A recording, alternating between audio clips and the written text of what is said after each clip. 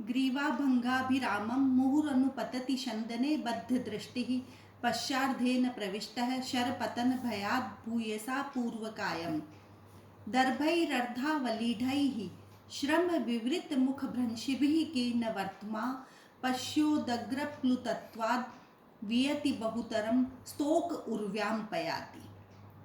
अभिज्ञान शाकुंतलम के प्रथम अंक के इस 7वें श्लोक में भागते हुए हिरण की चेष्टाओं का वर्णन करते हुए राजा दुष्यंत अपने सारथी से कहते हैं। सर्वप्रथम हम इसके अन्वय की ओर ध्यान देंगे।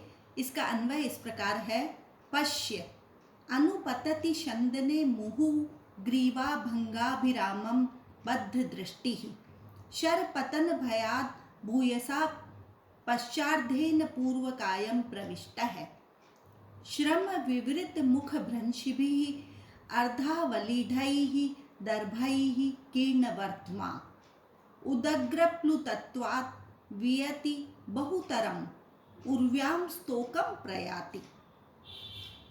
इसका अर्थ इस प्रकार है कि राजा दुष्यंत अपने सारथी से कह रहे हैं कि हे सारथी, पश्य देखो, अनुपतति पीछे दौड़ते हुए, शंदने रथ पर, मुहु बार बार, ग्रीवाभंगाभिरामम अपनी गर्दन को मोड़ने पर भी, अभिरामम जो बहुत अधिक सुंदर दिखाई दे रहा है, जो मनोहर है, ऐसी बद्ध दृष्टि ही एक तक दृष्टि को लगाए हुए, शर पतन भयात बाण के गिरने के भय से, भूयसा बहुत अधिक, पश्चार्धेन पीछे के आधे भाग को, पूर्व कायम आगे के अग्रभाग में, प्रविष्ट है मानो प्रवेश करा रहा है।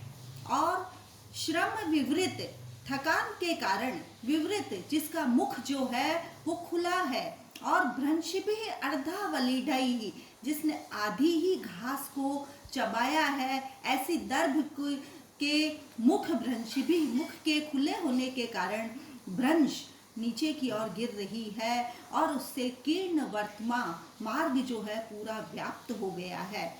उदग्रप्लुतत्वात् और वह बहुत उग्र तेजी से उत्मन ऊपर की ओर, उपलुतत्वात् उछलने के कारण, वियति बहुतरम आकाश में बहुत अधिक, और उर्व्याम मन इस पृथ्वी पर, स्तोकम प्रयाति बहुत कम मात्रा में, प्रयाति चल रहा है।